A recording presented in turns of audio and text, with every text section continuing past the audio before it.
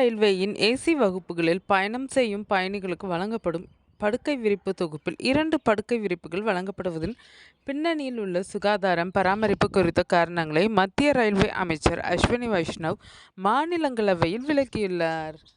நீண்ட தூரம் மற்றும் இரவு நேர பயணங்களின் போது பயணிகளின் வசதி மற்றும் சுகாதாரத்தை உறுதி செய்வதற்காக இந்திய ரயில்வே இந்த வசதியை வழங்குகிறது. முதல் வகுப்பு ஏசி, 2ஆம் வகுப்பு ஏசி, 3ஆம் வகுப்பு ஏசி மற்றும் ஏசி எக்கானமி ஆகிய வகுப்புகளில் பயணிக்கும் பயணிகளுக்கான கட்டணத்திலே இந்த படுக்கை தொகுப்பிற்கான கட்டணமும் அடங்கியுள்ளது.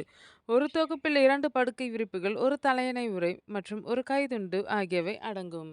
மாநிலங்களவை எம்பி சந்திரகாந்த் தாமோதர் ஹண்டோரே எழுப்பிய கேள்விகளுக்கு பதிலளித்த மத்திய அமைச்சர் அஸ்வினி வைஷ்ணவ், ஏசி வகுப்புகளில் வழங்கப்படும் ஒரு படுக்கை விரிப்பு பயணிகள் அமரும் அல்லது தூங்கும் இருக்கையின் மீது விரிப்பதற்காகவும், 2வது படுக்கை விரிப்பு கம்பளிக்கு அடியில் பொருத்திக் கொள்வதற்காகவும் பயன்படுத்தப்படுகிறது.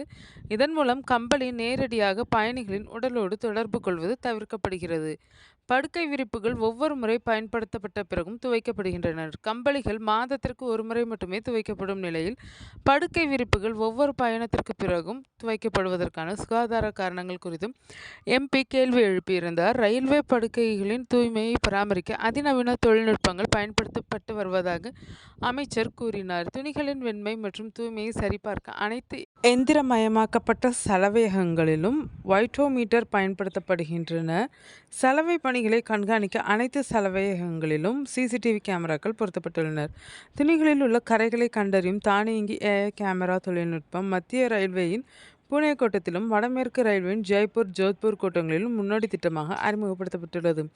மேலும் பயணிகள் வசதிகளை மேம்படுத்த வடமேற்கு ரயில்வேயின் அனைத்து ஏசி ரயில்களிலும், ககாக்கியா ஹவுரா இடையே இயக்கப்படும் புதிய வந்தே பாரத் ஸ்லீப்பர் ரயிலிலும் கம்பளி உறைகள் வழங்கும் திட்டமும் தொடங்கப்பட்டுள்ளது. படுக்கை விரிப்புகள் மற்றும் கம்பளிகள் எப்போது மாற்றப்படும்? படுக்கை விரிப்புகள், கம்பளிகள் மற்றும் பிற துணிப் பொருட்களின் ஆயுட்காலம் ரயில்வே விதிகளின் கீழ் நிர்ணயிக்கப்பட்டுள்ளதாக அமைச்சர் கூறினார். அவற்றின் பயன்பாடு, நிலைமை மற்றும் தரத்தின் அடிப்படையில் இந்த விதிகள் அவ்வப்போது மறுபரிசீலனை செய்யப்பட்டு பயன்படுத்த முடியாத நிலையில் உள்ள பொருட்கள் அகற்றப்பட்டு புதியவை மாற்றப்படுகின்றன என்றும் அவர் தெரிவித்தார்.